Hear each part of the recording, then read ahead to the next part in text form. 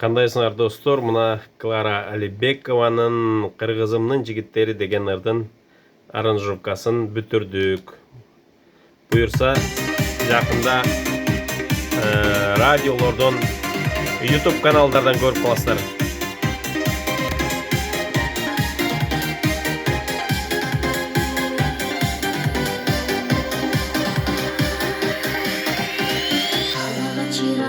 Чиралага чиралага